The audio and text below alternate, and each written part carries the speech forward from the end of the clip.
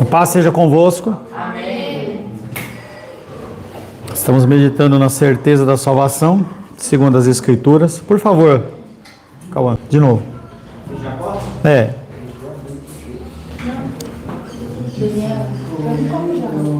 Natural,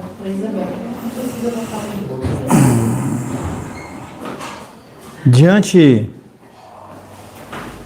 da dificuldade que nós temos em mortificar a nossa carne, há necessidade de lutarmos contra essa dúvida que assola o coração de muitos cristãos fiéis, mas que em algum momento se permitiram olhar, sentar, mas que em algum momento se permitiram olhar para si mesmos quando deveriam contemplar a Cristo. A Confissão de Fé de Westminster continua dizendo: contudo, sendo pelo Espírito habilitado a conhecer as coisas que são livremente dadas por Deus, ele pode obter a certeza da salvação sem revelação extraordinária, no devido uso dos meios ordinários.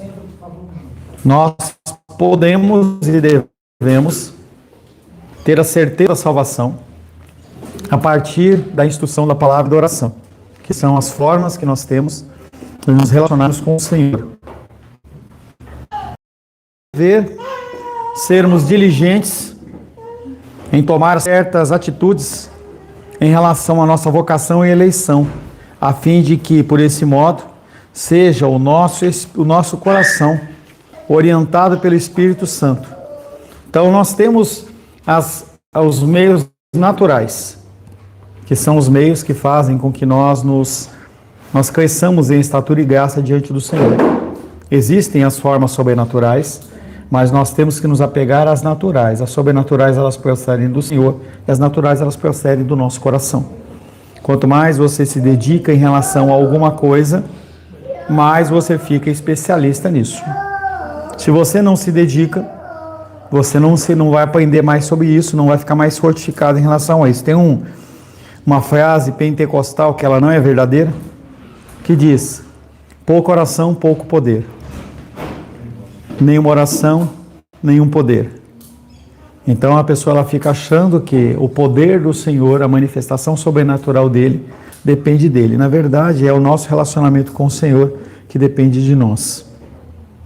Nas palavras desta Confissão de Fé de Westminster, há duas realidades a serem observadas em nossa luta contra a incerteza da salvação. Primeiro, essa certeza ela pode ser obtida. Será que eu posso ter essa certeza? Será que realmente eu posso ser certo de que eu sou salvo? E isso ocorre quando? É num momento específico? É durante a nossa caminhada pela fé? Para tanto, dois são os fatores que contribuem para isto. Primeiro, o conhecimento das coisas de Deus. Aquilo que Deus revelou a nós por meio do seu Espírito e o uso dos meios ordinários. Quanto mais nós nos relacionamos com o Senhor, mais nós vamos conhecer. É interessante quando a gente começa a ver algumas postagens de vocês, em que mostra tanto a afinidade de vocês com o cônjuge ou com a familiar ou o distanciamento. Dá para ver claramente se a pessoa ela está num relacionamento saudável ou isso, aquilo ali é simplesmente uma forma. A palavra validação externa tem sido uma palavra que tem batido bastante desde que eu ouvi uma vez numa palestra, em que nós ficamos buscando essa validação externa o tempo inteiro, todo o tempo, diante das pessoas, e nós só vamos encontrar essa validação em relação ao Senhor. Como eu posso conhecer Deus através do Espírito? À medida que crescemos no conhecimento da verdade de Deus, revelada em Sua palavra, nossos corações são levados a contemplar não somente a miserabilidade do nosso pecado, mas também a abundante graça de Deus, que são os dois aspectos da mesma moeda. De um lado, a nossa miserabilidade. E isso é uma dificuldade que os cristãos têm, já que a igreja ela planta que está tudo certo e nós somos ovelhinhas de Jesus. E a pessoa que tem esse tipo de consciência, ela tem que olhar para a condição dela como real, mas conseguindo assim mensurar o tamanho da graça de Deus. Quanto mais eu pequei, mais eu recebi graça. E isso é algo que eu confronto sempre as pessoas diante de uma facilidade que a pessoa tenha, em detrimento de uma outra pessoa que não tem essa mesma facilidade. E eu olho para as pessoas e falo assim, penso, se a pessoa conhecesse mais de Deus, ela teria tranquilidade. Eu dei o exemplo antes do enterro para vocês, a respeito de consultar o Senhor. E é coisa simples, eu estou aqui vendo o carro arrumando o portão ali, eu lembrei direto, na hora. O meu portão de vez em quando ele engancha, meu portão eletrônico. Aí ontem estava lá, tinha acabado de... Me dá instrução, me dá direção para eu consertar esse portão. Eu já tinha lubrificado com WD e tudo mais. Quando eu desci, a coisa meio que pulou os meus olhos. Eu vi que uma das rodinhas, né, que tem uma de cada lado, uma das rodinhas, o rolamento que estava dentro dela, ele estava solto. Então, quando você sacudia o portão, ele fazia assim, ó. Então, ele corria fora do trilho. Simplesmente, eu pedi uma poliazinha nova, com rolamento novo, vou alterar e vai até mudar. Por que eu consegui ver isso? Tem a minha dedicação, tem meu esforço, a minha atitude, mas também tem a orientação do Senhor, porque eu poderia não ver aquilo. São coisas pequenas. Se você começa a colocar aos pés do Senhor, Ele traz a solução para você. O Espírito Santo, Ele faz isso conosco. No primeiro caso, em relação ao Espírito, à medida que crescemos no conhecimento da verdade de Deus revelada em Sua Palavra, nossos corações são levados a contemplar não somente a miserabilidade do nosso pecado, mas também a abundante graça de Deus. Todavia, tal conhecimento só é alcançado quando somos habilitados pelo Espírito Santo, o que chamamos na teologia reformada de iluminação. Se você não é uma pessoa salva, você não vai entender as coisas do Senhor. Não vai. Você, como uma pessoa que é salva, você que já desenvolveu em alguma medida esta certeza da salvação na sua vida, quando alguém olha para você e fala assim, você é salvo? Sou. Ou o cara fica, tá. Qual que é o nível de certeza? Quanto mais certeza você tem, mais você consegue perceber essa ação do Espírito Santo, em que novos conhecimentos eles vão ser apresentados a você a cada dia, a cada momento. Você pega aquele conhecimento, agrega ao seu coração, mensura se aquilo é bom ou não, coloca em prática e aquilo passa a fazer parte da sua vida. Então eu vi lá Rayane, extasiada com o local, que passeou e tudo mais. Espero que não seja uma vez só. Mas é essa que é a pegada. Não dá para ser toda semana? Não dá. Até dá se a gente programar, não necessariamente gastando. Mas será que isso vai ficar como uma memória para o ano que vem, depois do próximo Dia dos Namorados? Então, a gente postava, acho que a Rô falou aqui, o Nicolas falou, vocês não postam mais. A gente continua saindo. Mas eu comecei a perceber que para algumas pessoas era muito mais constrangimento do que motivação. Ah lá, pastor Paulo, ah lá, fulano, beltrano. O pastor Paulo faz, e você não faz. Em vez da pessoa ela se alegrar e ela compartilhar, ela passava a fazer aquilo, ou melhor, em vez da pessoa olhar e se alegrar, a pessoa ela usava aquilo como uma arma. Olha lá, o pastor Paulo toda sexta-feira sai. Por que a gente não sai? Que é exatamente a pergunta inversa que eu estou fazendo aqui, em específico em relação a Felipe e Rayane. Será que agora só no ano que vem? Só no próximo Dia dos Namorados? A gente tem que entender que o nosso amor pelo próximo também é algo que tem que ser cultivado. A gente tem obrigações, a gente tem atribuições, não é sempre que a gente dá para fazer alguma coisa, mas esse fim de semana, eu saí 2 dias com a Rô, e nós não gastamos praticamente nada, só o que a gente tinha na despensa. Com o zelo da Rô, claro, foi lá e fez um lanchinho, mas ela usou as coisas que estão no dia a dia. E nós tivemos 2 momentos super legais, em que nós não gastamos praticamente nada. Então é questão de motivação, e você está disposto a fazer o que? Regar esse jardim. Dentro do espiritual é a mesma coisa. Se nós não estivermos dispostos a regar esse jardim, o nosso cristianismo vai ficando cada vez mais árido. E eu falo de novo, discipulado é o primeiro passo. A maioria fica no primeiro passo, parece que está satisfeito. Não tenho mais tanta fome de Deus assim. E tem tanta coisa para estudar, tanta coisa para meditar, mas você tem que entender que nessa dinâmica e nesse propósito, você vai ter que sacrificar alguma coisa. Talvez você tem que sacrificar 20 minutos do seu Instagram, será que vale a pena eu sacrificar lá, ficar rodando o dedinho lá, para poder me dedicar a uma coisa maior?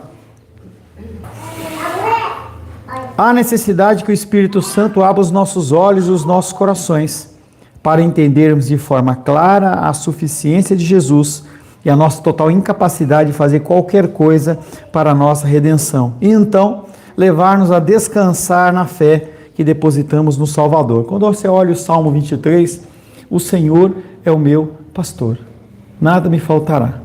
Ele me faz deitar em pastos verdejantes, Ele me guia às águas de descanso, mas Ele guia até as águas de descanso depois que você já entrou dentro do jardim. Você tem uma sequência.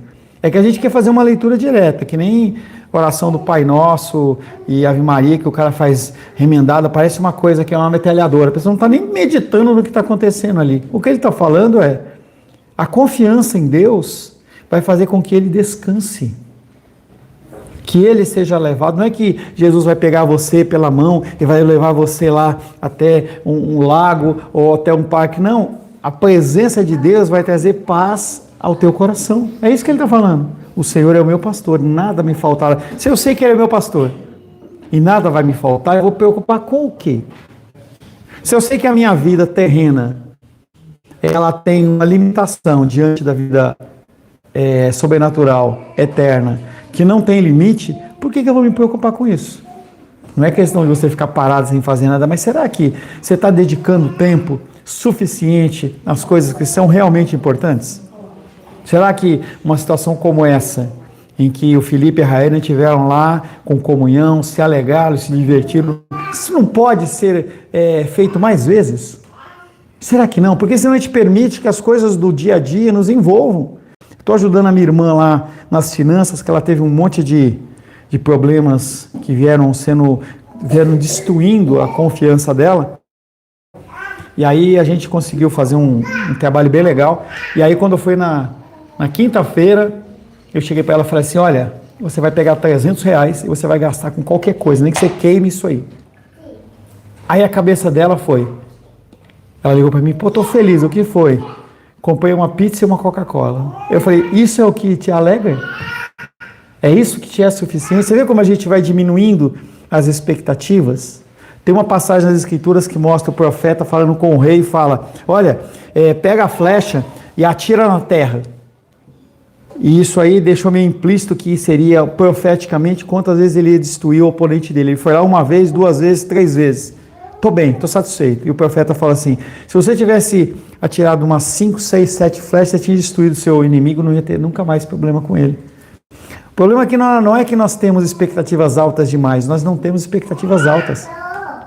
Não é que a gente tem que buscar uma autoestima alta, a gente tem que ter uma autoestima baixa, mas confiando que Ele é o nosso pastor e nada nos falta. E a ação do Espírito Santo, ela é assim. Se você se colocar diante do Senhor e falar para Ele, Senhor, eu quero ter mais tempo com o Senhor, ou um tempo de qualidade com o Senhor, eu quero ter um tempo de qualidade com meu filho, minha esposa, com meu marido, qualquer coisa assim, o Senhor vai te dar a luz de como fazer isso. Alguém vai ser capacitado de tal forma para que você possa ter isso. Então eu tenho feito isso. Então quando você dá o cano, quando você não liga, quando você chega atrasado, eu vou para oração. É uma facilidade que eu tenho na minha vida, mas você tem que encontrar na sua vida qual que são as facilidades, quais são as janelas de tempo, ou você criar essas janelas dentro do tempo. Poxa, como que 3 crianças vai ter tempo, como é que a Raine vai conseguir? Fala assim, 1 hora uma está na escola, a outra está fazendo não sei o que e a outra está dormindo. É nesse momento que eu tenho que entender que eu sou a guardiã do meu lar. Espiritualmente eu tenho que dar o suporte necessário para que o meu marido possa ser o melhor possível. Nesse momento eu não vou usar esse tempo para futilidades, eu vou usar para uma coisa real e correta. E eu tenho encontrado algumas pessoas e falado a seguinte frase, se você não ouviu, você vai ouvir ainda. Né, Esther?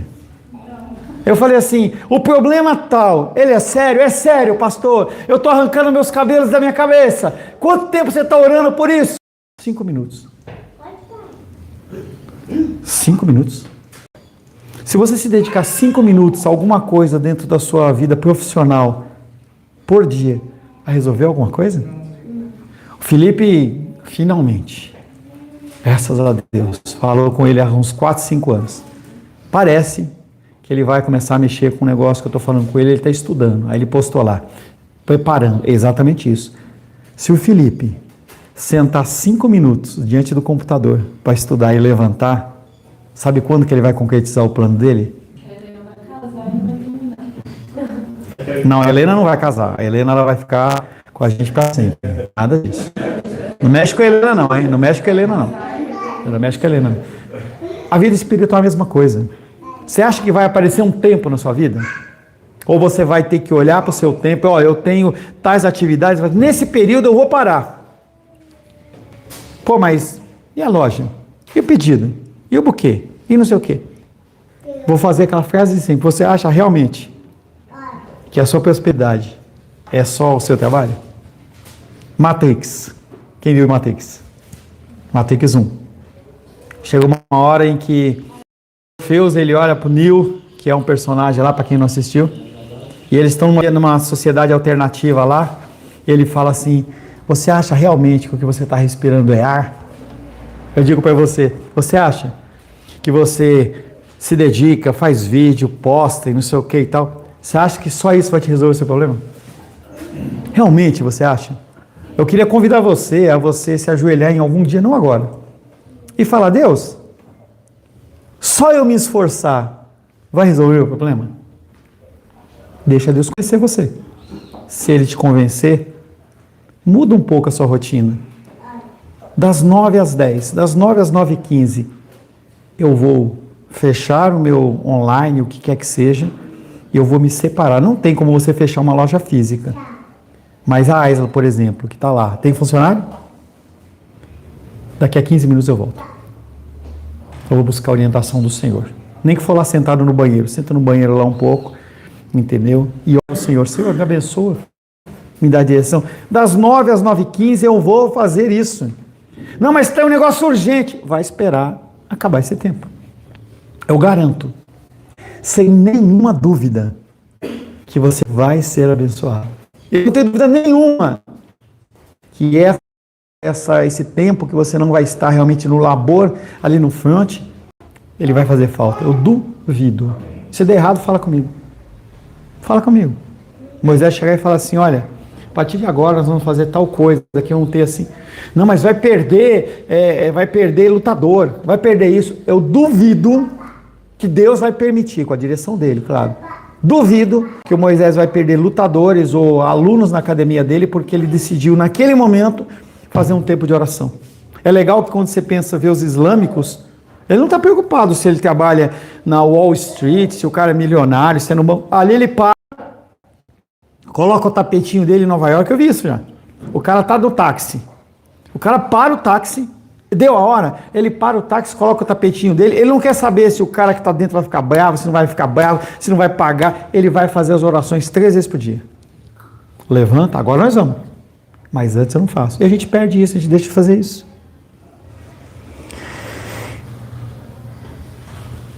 À medida que crescemos no conhecimento da verdade de Deus, revelada em sua palavra, nossos corações são levados a contemplar não somente a miserabilidade do nosso pecado, mas também a abundante graça de Deus. Todavia, tal conhecimento só é alcançado quando somos habilitados pelo Espírito Santo. O que chamamos na teologia reformada de iluminação. Há necessidade que o Espírito Santo abra os nossos olhos e os nossos corações para entendermos de forma clara a suficiência de Jesus e a nossa total incapacidade de fazer qualquer coisa para a nossa redenção. E então levar-nos a descansar na fé que depositamos no Salvador. É aqui que muitos criam superstições, pois esquecem que o conhecimento que o Espírito dá ao povo não vem de meios místicos, esotéricos, mas comuns, tal como ele determinou que o fosse na sua palavra. Devido à pobreza teológica no meio evangélico brasileiro, quando falamos de meios ordinários, muitos ficam sem saber quem são. Aí que cria coisas que não funcionam. Estava lá em São Paulo a campanha da libertação não sei do que, a campanha do vale não sei o que, a campanha do não sei do sal. Eu lembro que um dia estava conversando com o Ares, ele falou assim, que ele estava fazendo os Uber entrega dele. Ele falou, pastor, eu fui entregar lá 60 quilos de sal lá na Universal, não sei aonde. Aí ele disse que perguntou para quê, não é para a campanha do sal de Israel. A pessoa não tem palavra, ela precisa substituir a palavra por qualquer outra coisa. Inclusive, ações sociais. Inclusive a alegria, a festa. Eu estava conversando com um pastor essa semana, ou a semana passada. Não, pastor, porque nós temos o evangelismo, a minha igreja leva lá o jogo de futebol para a igreja, porque isso é evangelístico. A Bíblia está falando disso.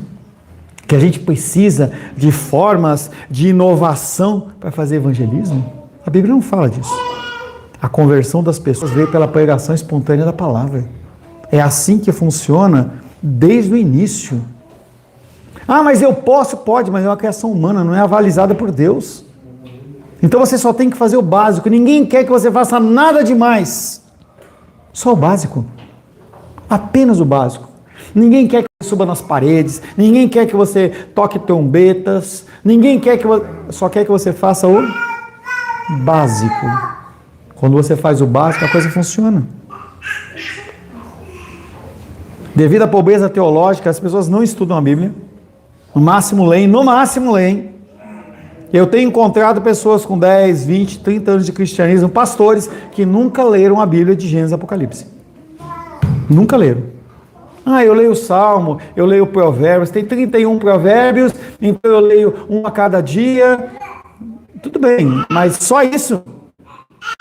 Só isso demanda com o Senhor? Quais são os meios ordinários da graça de Deus? O primeiro deles, o exame das Escrituras. Ou melhor, o exame das Escrituras aponta para 3 meios. Primeiro, a palavra. Tem que se dedicar à palavra. Se você nunca leu esse versículo e a essência dele, você nunca ficou chocado como eu já fiquei. Quanto eu amo a tua palavra, é a minha dedicação à leitura da palavra todo dia.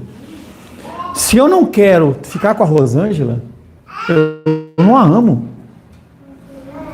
Eu tenho que querer ficar o tempo inteiro. Tem que estar na hora de levantar da cama. Não, vamos ficar mais um pouquinho. Vai logo, seu mala. Vai embora. Esse bafo de onça. As pessoas, elas têm que querer ficar juntas. Da mesma maneira, a gente tem que ter prazer em leitura das Escrituras Sagradas. Um dia eu estava falando com o Carlinhos e ele falou, poxa, aquele dia eu não li, me senti falta. Mas é isso que tem que acontecer. Porque a palavra, ela testifica do Senhor e da vida eterna. Tudo bem até, gente? Tudo certo? O que o Alisson está perguntando aí? Primeiro, a palavra. Segundo, sacramentos. Nós temos 2 sacramentos que fazem parte do nosso cristianismo. O primeiro deles é o batismo. Se Deus assim o permitir, vamos batizar a família inteira. Vai ficar só o Kaique para repescagem, né? Só para repescagem, entendeu? Vamos, se Deus assim permitir, na terça-feira eu começo o discipulado com o Cauã, porque ele quis. Então vamos fazer o discipulado, a gente vai batizar eles, se Deus assim o permitir, tá? Primeiro sacramento, batismo. Batismo não garante a sua salvação. O batismo é a sua salvação. Estraguei o instante. Agora é instante, né? Quem gosta disso é Aisa, né? Instante. É instante. O batismo não garante a salvação. Mas é mais um selo. Eu batizei. Eu tinha testemunhas. Estava num local, quando a gente batizou o Pedro lá naquele lagão lá, entendeu? Aquele barrão lá. Olha isso, Pedro? Aquele barrão lá, entrou areia e tal. Batismo, segundo sacramento, Santa Ceia. 2 sacramentos. Você tem que entender e você tem que explicar a teus filhos o que é a Santa Ceia. Então o Joaquim, ele está novinho, ele não entende ainda. Eu vi lá na Santa Ceia, ele lá incomodado, né? Como? Que tem um pão na mão da minha mãe, 2 pão na mão da minha mãe, né? Nem pães, né? 2 pão na mão da minha mãe e nenhum é para mim. Me dá o meu pão, mamãe. Entendeu? Mas vai ter que ter o tempo em que ele vai ter que entender o que é a Santa Ceia. Esperar, reverência, não vou brincar. E isso é um ensino que tem que fazer a vocês.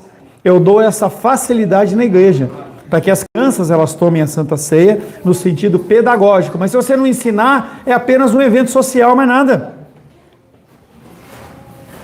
Palavra, sacramentos e o terceiro? Quais são os meios ordinários para nós mantermos um relacionamento com o Senhor? Primeiro, leitura da palavra, sacramentos e oração. Por que você não ora? Quarta-feira a gente estava em 5, 6. Cadê o resto? Por que você não pede para participar da oração? Não precisa? Está ocupado? É relacionamento com o Senhor. Eu tenho falado para os maridos em especial. Tua esposa e teus filhos. Vem você, marido, de joelho, orando, lendo a Bíblia. Como é que você quer que eles copiem você? E ele vai ser, a Helena, a Heloísa, a Isabela vão ser excelentes assistentes que trabalham com IA, não sei o quê, mas e o cristianismo? Qual é o exemplo? Lembro como fosse hoje, quando eu fiquei gripado, eu parei uma semana, não consegui acordar cedo. E a Luísa falou assim: ei papai, sempre que eu acordava depois de você, né? Agora eu acordo e você está lá dormindo. Porque eu não vejo mais você lá com a luz acesa. Os teus filhos têm visto você orando e lendo a Bíblia? Não no Facebook, tá? Eu vejo que o cara posta, ó, o vídeo. Pode postar? Pode, mas mais importante do que o Instagram e o Facebook, saber que você leu a Bíblia. Quem é? Seu marido, sua esposa, seu pai, seu filho, sua filha. Eles veem você fazendo isso? Não veem. Qual a leitura? Mamãe não ora? Não é importante. Essa é a leitura. Ou vocês acham que ele vai trocar o Netflix pela oração se não vê você orando? A gente já não tem certeza do que vai acontecer. A gente não sabe o que vai ser da vida da Helena, da Heloísa, da Isabela, não sabemos. Se vão manter o caminho ou não, mas o que eles estão aprendendo? É instrução, pelo menos aqui na igreja. E no lar de vocês? O que a Helena, quando entra em casa, ela vê a mamãe fazendo? O que o Joaquim vê quando ele volta da escola? O que ele vê? Ou pega o Joaquim e já está tomado banho, já está alimentado, dá um celular para ele ficar brincando e coloca ele para dormir, afinal de contas, deixa ele dormir logo para a gente poder ter descanso. O que os teus filhos estão vendo? É a mesma coisa dentro do espiritual. A gente tem que entender os meios ordinários. Qual o melhor meio para a gente instruir os nossos filhos? Exemplo. Exemplo. Por isso que eu decidi naquela época começar a postar as minhas saídas. Eu estou dando um exemplo, mostrando assim, olha, eu estou fazendo, eu não estou falando para vocês uma coisa que eu não estou fazendo. Eu estou fazendo. Então é necessário que vocês sigam esse tipo de exemplo. Todavia, o maior deles é a palavra, porque é Deus falando conosco, que orienta e dá valor à comunhão dos sacramentos e à oração. Ou seja, sem a palavra de Deus, os sacramentos e a oração ficam destituídos do sentido e eficácia. Oração e leitura da palavra, palavra e oração. O estudo das Sagradas Escrituras, o recebimento do batismo, a participação na Santa Ceia do Senhor e a oração que sujeitam os nossos corações à vontade de Deus, nos levam dia a dia a experimentar o poder eficaz daquilo que Cristo fez por nós na cruz do Calvário. Não vos amoldeis, mas transformardes pela renovação da vossa mente. Não adianta você só abrir mão desse século. Você tem que fazer o quê? Se moldar a palavra de Deus. E aí você vai ter o que experiência? Eu vou viver a boa, agradável e perfeita vontade de Deus. Você quer viver o melhor do Senhor? O que você tem que fazer? Não amoldar a este mundo. A maioria aqui, se não a totalidade, são todos profissionais liberais. CLT, você tem um pouco mais de dificuldade, mas como profissional liberal, quem determina o seu horário? Você. Pastor, fale, querido. uma frase que eu li. Tô com saudade de você fazer uma interposição dessas aí. Lá vai, ó. Você prepara, hein? Carlos, presta atenção, Carlos. Carlos, presta atenção. Vai lá, cara. Se você não tem fome e sede de Deus, é porque você está se fartando na meio do mundo. Essa aí? Ainda tem chiclete, ping-pong, essas coisas, não? Big, você abre o chiclete assim, tá essa frase, hein? Biscoito da sorte. Biscoito da sorte, lá na comida chinesa, né? Entendido que a certeza da salvação pode ser obtida pelo Filho de Deus, regenerado pelo sangue do Cordeiro, é dever de cada um ser diligente em tomar certa a sua vocação e eleição. 2 Pedro, capítulo 1, verso 10. Tudo bem aí, Júlia? Tudo bem? Belezinha? Quando você vai ler para nós, Júlia? 2 Pedro, capítulo 1, verso 10.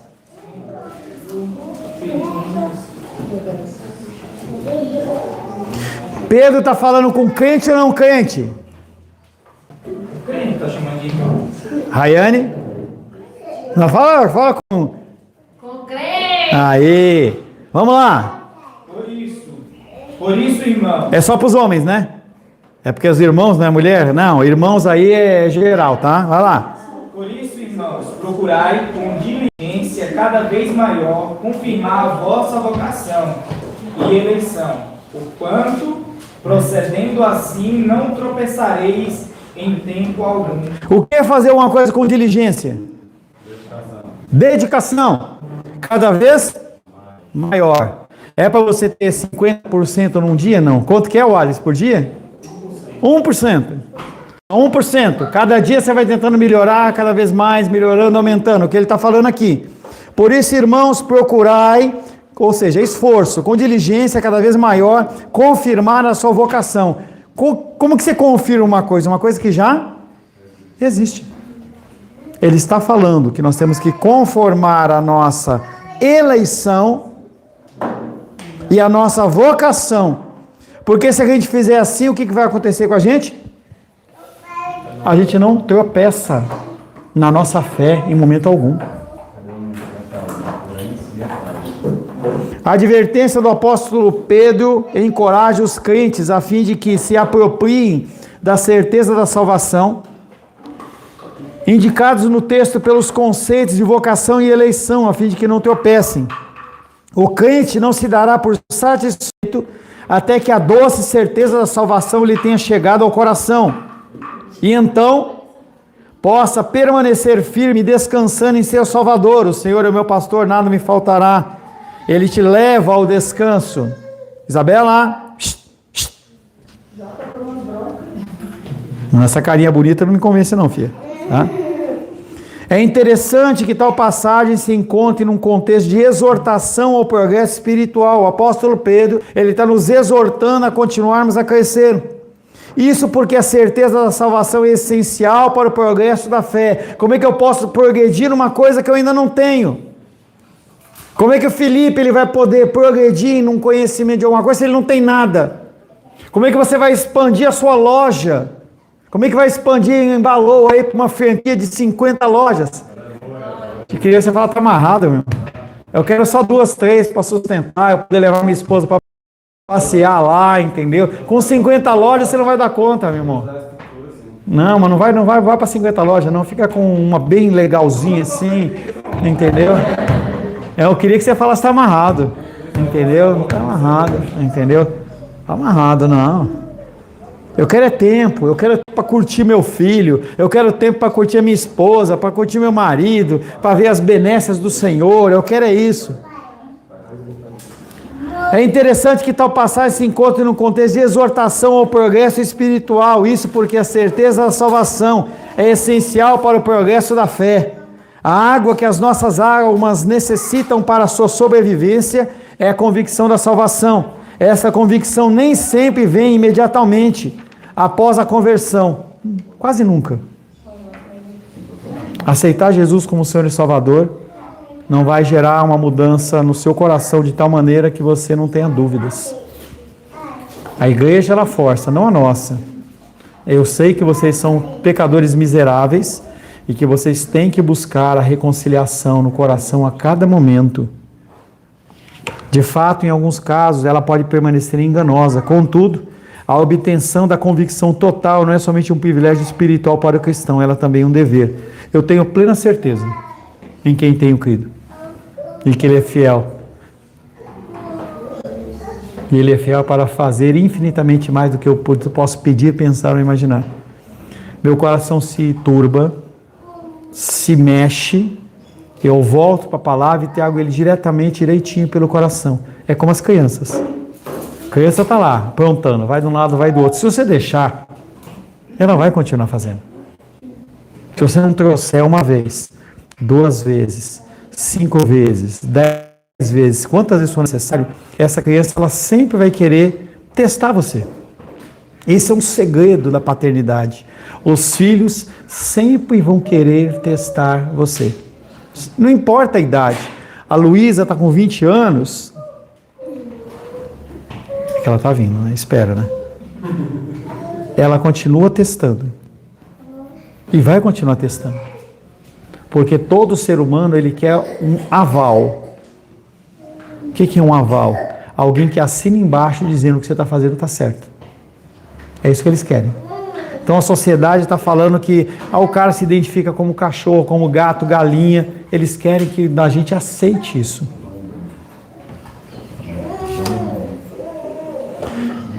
Enquanto os nossos corações não forem tomados pela certeza do perdão de Deus e a salvação que Ele nos ofereceu em Seu Filho Jesus, não teremos como progredir espiritualmente. Andaremos como crianças assustadas, inseguras quanto ao amor dos seus pais por elas. Andaremos assustados com as investidas de Satanás contra as nossas vidas. Andaremos desorientados com os desejos da nossa carne, apenas sermos salvos. Assim é necessário que cresçamos no conhecimento da palavra de Deus, participemos dos sacramentos e não desprezemos a vida de oração, a fim de que os nossos corações sejam inundados pela certeza da suficiência daquilo que Jesus operou em nós. Se você não se apegar à leitura da palavra, à prática dos sacramentos, tem pessoas que se perderam a ceia ou se participaram da ceia, era para a pessoa, perdi. Pastor, dá para você fazer uma ceia daqui a 2 semanas, mas você faz para mim? Eu tenho que tomar a Santa Ceia. As pessoas, perdi. Estava viajando, estava trabalhando, estava no dia da mulher, do dia do capeta, dia de qualquer coisa, entendeu? Qualquer coisa. E a pessoa perdeu o sacramento, ela não está nem aí. Não precisa. É como o casamento. Não precisa, tudo juntado. Eu tinha o diploma lá no cartório. Gente, sem a bênção de Deus, esquece. Amém? Senhor, em nome de Jesus, louvamos, adoramos e bendizemos Teu nome, e agradecemos pela Tua graça, Teu amor e Teu cuidado. Queremos pedir para que o Senhor nos convença do pecado, da justiça e do juízo, que o Senhor possa gerar e nutrir em nós cada vez mais a certeza da salvação para a glória, honra e louvor do Teu nome. Em nome de Jesus, amém. Graças ao nosso bom, querido e amado Deus.